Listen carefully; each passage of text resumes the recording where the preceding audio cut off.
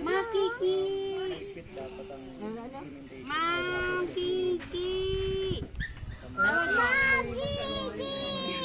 What are you doing, Sam?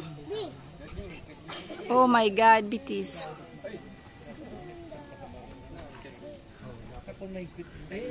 Daddy, boo-boo. Mini lang.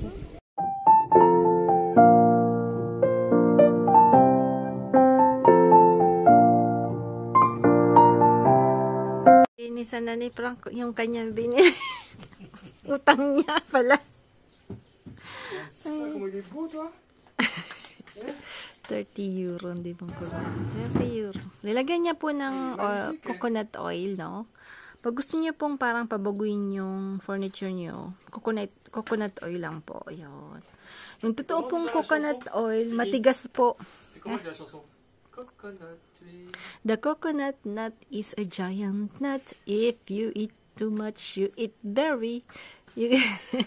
It's the coconut joke. Kredita. Ayan, maganda rin po. Yan po yung yan po yung inilagay nila sa entrance. Yan, kung tatanggalin niyo po yung shoes niyo and everything. May cuff din yan po. Nabubuksan yung anong yon. Tas, ayan. Wala na kami mapaglalagyan, ha. We don't have no space anymore, so we put outside. No. Tapos ito binili niya. Pang fish. 10 euro. Ang daming mga ganyan-ganyan. Oh, this one's a good deal. Kasi antique na rin. No, at least magagamit niya po to. So you can use this one sa pag nag-fishing po siya, no. Tapos marami pang inside. Some people sell this like 20 euro. Yan lang po. Yung ano lang po yung yan na lang yan. Then, meron pa siyang dito. Ah, did you check? You have this here, ah? Huh? You have this 2 compartment? Yeah, I don't know. Ah, okay. Some small scissors. This one. Ito po yung pagtanggal ng ano, pag nalunok nila yung something. Yan. That's good deal. Nilinisan niya na lang yan. Ayan. Tapos ako wala naman po nabili maliit na ibon na 50 cents na kay Osh na isda. Ayan. Ayan po yung tinanim natin kahapon, no po. So, bisitahin natin. Kailangan ko po yatang diligan. Kasi mainit po kanina, no? Kaya ang problem po dito sa lugar namin, hindi naman problem, at least as maganda pa rin kasi sunny. Pagka nandiyan po si Mr. Sun, talagang mainit po. But after, kung wala na po, ayan, mabilis pong siyang lumamig. Ayun. So, ayan po. Good morning po sa lahat. Sunday po today. Hindi pa nakabukas yung bintana kasi gabi pa. Hindi. Malamig pa po. So, aalis kasi kami ni Frank, mag-flea market ulit kaming dalawa. So, lulutuin ko po ito. Aanahin ko na po. Kasi makakauwi kami siguro mga lunchtime na. So, wala nang time. Tapos, lalagyan ko ng sausage na ganito. Ayun. Ito parang pong munggo, no? So, ayan. Ayan. Tapos, lalagyan ko din po nung ganito.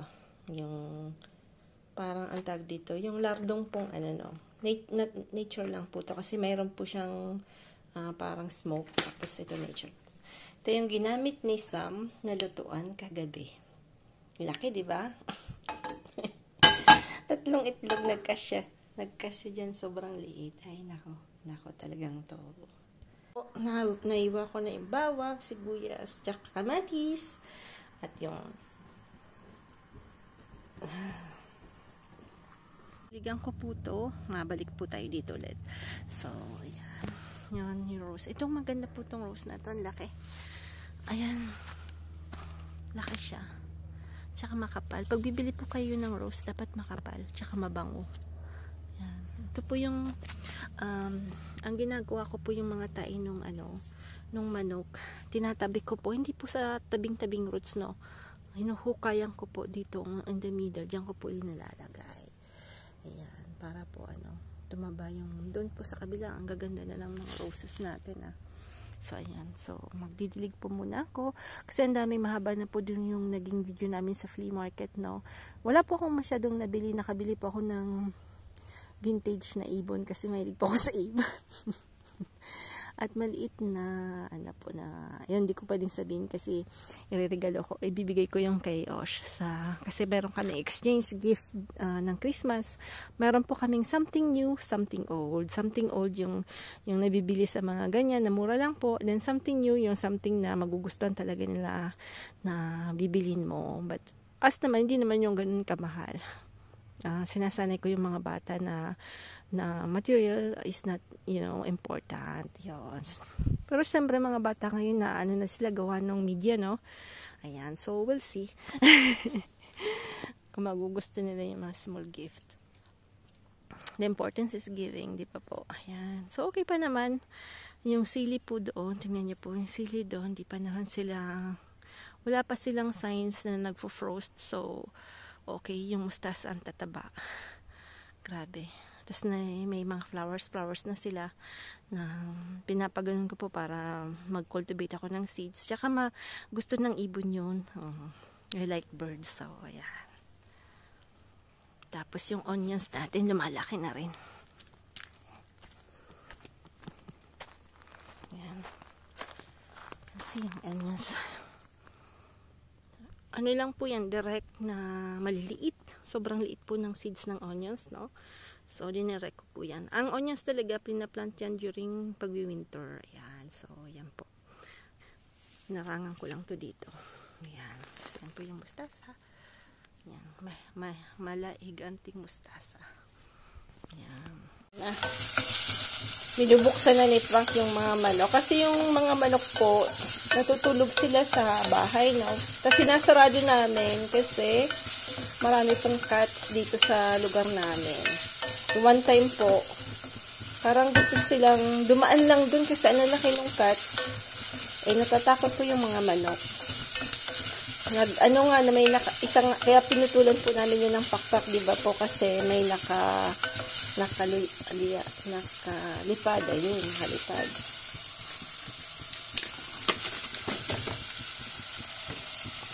Lardong. Ang po tawag dito, lardong.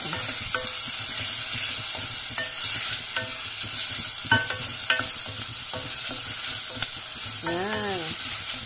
Kasi pupunta po kami ulit ng flea market kasi yung baka pagka nag-start na po ako ng work, wala na po, hindi na ako makakaganon. Yun po kasi yung hilig ko. Kahit wala po akong bibili, gusto ko lang pong nakikita yung mga old things na ganyan. Parang, ewan ko ba, yun din po yung kaligayahan kong makakita ng mga old things noong araw pa. Kahit hindi ko po bibilhin, pag may nagustuhan po ako at mura, at kailangan ko po. Pero, yun lang po yung, tapos nga, walk-walk kayo, gano'n. Minsan, mababait po yung, mga nagtitinda, usap-usap, gano'n. Tapos minsan, pag may mga bagay pong hindi mo alam, no, sasabihin nila kung ano yung gamit noon, dahil sa great-great-grandfather pa nila. So, parang exchange ng tao na po. Kasi yun nahirap pa kasi dito sa France, medyo individualism dito po. Hindi guys sa Pilipinas na halos lahat pakilala mo, di ba po? So, ayan. Nilagay ko na to. Mabilis lang po to. Hindi na to yung gaya sa atin na binababad na po. Parang naka-flick, naka-ano na siya. Ayan. Lalagyan ko na lang po ng water. Hahatiin ko po to sa 4, no? Bali magiging 8. Kasi dito po sa France, yung mga sausage po, meron na pong ready, cook na po sila, parang iinitin niya na lang. But this one po, sinasabi nila pong, kailangan mong lutuin. Kailangan pong maluto siya, no? So, ayan. Paalis na po kasi kami ni Frank, so kailangan ko na po itong matapos. Ayan. Yan, today. Pero po, very soft yung temperature niya sa labas, no po? So, mukhang maganda po today. Yan. Yung thrift namin kahapon, flea market, hindi ko po yun na-upload pa kasi magiging dalawa na. So, ayun. Atin ng pagti-thrifting. Makikita niyo po yung difference ng mga tinitinda ng mga tao na po. Kasi yun po yung mga tao na gusto nila pong ibenta yung mga namana nila or something na hindi na po nila gusto sa bahay, kaya very cheap po yung yung mga prices, no? So, yun po yung inaabangan namin ni Frank, yung mga binibentang naglilinis ng bahay ng ganon. Kaysa yung mga nag-antikitsi po, mas mahal po sila. Kasi binibili po nila yon, tapos ini-resale nila din po. Ayan. Dapat po pala linagay ko siya nung kasama nung nung una pa lang, kasi talagang medyo matagal-tagal tong lulutuin. Ayan, akala ko po kasi luto na siya, no, so hindi pala. So yan po, kailangan po talaga bago start yung pagkukuking, titingnan ko yung etiketa na po. So, anyway, ayan, papakulang ko po siya ulit. Tapos mamaya kukuha na lang po tayo ng dahon ng sili para masarap. Ayan. Ito po yung yung airport ng Perpignan, no? Ayan. Maliit lang po. Tapos yung Canigou po yan, doon makikita po yan sa bahay pag nasa 2,700 meters. 2,700 meters yung height ng Canigou. Ayan. Kita po yan sa room ni Osh, yung Canigou. Yan po yung airport. Maliit lang po yung airport ng Perpignan. Hey, it's not an international airport. Ayan. Your husband did to Canigou by running when I was running. Yeah. Ang dami. Sabi ni Frank nung young pa daw siya, nung pa siya noon. Fresh and young. Ayan. Naging po kasi siya, military mountain something. So, nagra-run po sila sa Canigou. How many months? When you go, no, just for a day, no? No, 1 day. 1 day, yeah. Hiking. But he go to Alpha, no? Bizalp. Yeah. As a military, doon po sila nag-training. Grabe daw po talaga. Ayan, pupunta muna po tayo sa supermarket kasi bibili po siya ng white paper band. Wala na po. Ayan. At itlog ni Sam. Kasi si Rebel, isa pa lang yung itlog namin. So, kailangan po namin bumili ng eggs kasi sa mahilig sa eggs. Ayan. Ito po yung parang, hindi naman oat-root. Parang lang to. Expressway na maliit. Ayan. Mabilis po, walang tao kasi Sunday.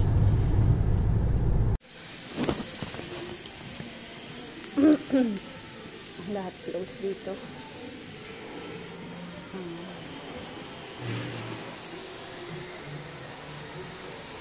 Pag Sunday po lahat close dito. Ayan. Yung supermarket lang po yung bukas.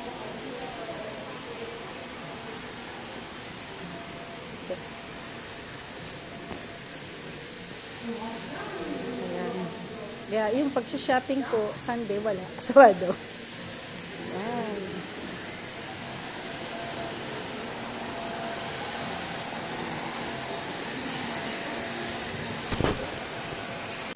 Ayan, pauwi na po kami. Dapat po mayroon akong bibili na old cookie jar, no? 5. Ay, nako, nakalimutan ba naman na pagdating namin po doon, hindi na idala nung anak nung bibilahan namin. So, pumunta kami na wala lang. Sayang lang po yung punta namin doon. Sabi ng mama, libre na lang daw po next time. Gift, sabi, gift. Ayan. Gifts. So, ito po yung ang tag nito. Ito pong dinaanan namin. It's yung sa how do you say this one? The Arrière Passage, no? What's that in English? Back ng back ng lugar namin po. Yan. So, tapos pumunta din po kami sa flea market. Wala kaming gaanong nakita, no. Nakakuha po ako ng painting na maganda na ano po yung handmade na yung brodery, yon. Parang mga flower. Tapos nakabili po ako ng Chinese pechay, no?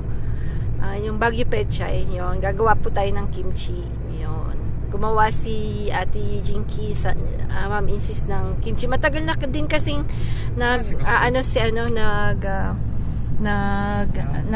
si Sam na ng kimchi, no?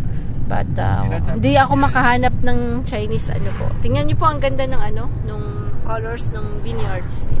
Yan po yung sa vineyards.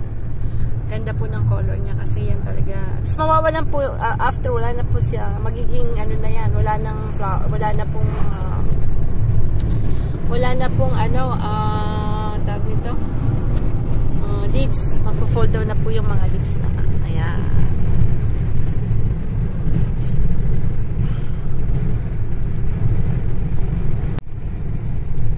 Sarap, Julia. Wow. Kanina pong umaga malumdum, no? But now, wow. Medyo mahangin, but mainit 22 degrees po kami ngayon. So, mainit po. 22 degrees. Ayan. Naka-pull over ako, pero buti na lang hindi ko po linagay yung may wool kasi mainit. Buti na lang change po ako. Yan. Dito na. Stadio. Ayan. Grabing hangin po. Sobrang hangin. Ayan. Sobrang hangin po. Bon appetit! Ayan. Mukhang okay naman yung tinanim natin nung isang araw na po. Ayan.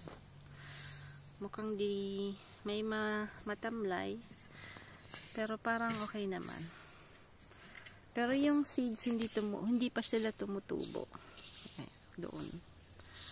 Yung kalabasa, malapit nang mamatay.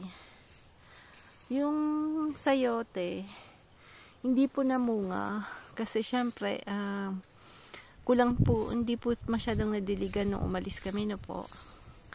Ayan yung ating garden. Dito po ako sa medyo likod-likod. Parang ayun, magdidilig po ako, didiligan ko kasi medyo dry na po. Si Frank naiinip kasi hindi po ako masyadong nakatulog dahil iniisip ko po yung interview ko tomorrow. At the same time, yung, syempre, parang new work, new colleagues, nagsimula ka, syempre, medyo stress din na konti. Yun lang yung problema pagka yung asawa niyo po military kasi, si Frank po na-assign siya every 4 years. So, every 4 years po, magre-resign ako, tapos magpa-find ako na another work, ganun. Pero hindi naman ako nahihirapan maghanap. At mabilis naman po akong makisama. Kaya lang syempre, pagka yung first day, syempre stress out ka din kasi syempre hindi mo kilala yung mga tao, di ba po? Ayun. Ayan. Ayan. Gusto niya malinis yung mga puno ng yung roots, yung yung paanan ng kanyang gusto niya malinis. Yan, mainip na naman kasi ito mainipit. Ito po nagkakamang to kahit saan. So kailangan po tatanggalin ito. Dami nung binili po namin to, ang daming ganyan, as in punong-puno po to lahat. Talagang sobrang worth po, no. Kasi siyempre 3 years din almost na mag-isa yung matanda. May nagkakat lang po ng mga trees niya, nagtitrim. Siyempre hindi yung nag-aalis ng mga awot-awot, no, ng mga damo-damo. So ang ginagawa lang nung gardener niya is kinakat trim lahat ng trees. So talagang nung dumating kami, nung binili namin yung house, ang dami pong garden works. Ayan. So mini-maintain po namin ni Frank kasi syempre matrabaho po talaga pagka yung ang dami pong mga tawag nito, mga ganito arbust, yung niyo po, yung pinaka bakod nyo, no po. Maganda po kasi syempre green lot. Tingnan nyo po sa kabila. Hindi po namin kita yung kapitbahay kasi almost 2 meters po yung doon. So but you need to trim. Pero yung doon po sa kabila tuloy, hindi yun masyadong tinitrim. Almost 2 years na namin po yun na hindi tinitrim. Ewan ko anong klaseng ano po. Anong klaseng ano yun. Family nung napuno. Maganda pong ano yun. Ibakod, no? So, ayan. Ayan si Frank. Nagtatago na naman. Tinataguan talaga ako nito eh. Ayan. Nagtaguan ako. Nakuha pang walis yung pinakamaliit na walis. Kawawa naman. Diyos ko. Puti ng puwit na Frank ha. Hindi nasasaya. Frank, saba daw walis? Ay. Hanapin ko po yung isang walis na. Yung pudpud na yung unang-unang walis na dala ko. Ang dami daw na spider. Black spider. Black spider? C'est celle-là. C'est toute petite noix, ça pique fort. Tu vois? Tiens, yes. C'est bien quand il met un piece. Yes. Because my gun to die. No, puto ko. Buwang talaga to. Yan, walis ni Frank. Ay. Yan na po yung, ito po tuloy na lemon na to. Nabili lang namin to yung, ano lang, sa Lidl lang. Yung Lidl po yung mga parang low prices po yung doon. Una po ayokong bumili kasi syempre parang baka ako mamamatay lang, no. Kasi yung iba po binili namin talaga sa botanical na organic, no. Ang mahal nung bili namin, almost. Yung isang lemon yata, almost mag 59 something or magsi 60 po. 60 euro. But this one, only 20 euro. Tingnan nyo po, ang daming bunga. So, it doesn't mean talaga na kahit bilihin nyo po sa mga bilihan na ganyan. Kasi galing po yun sa Holland, no? And ang bibili nyo pong lemon, yung 4 season. Pag 4 seasons po, lagi pong namumunga. Ayan. So, 4 season po yung bibili nyong lemon in case na nandito po kayo sa Europe. Para po, laging may bunga.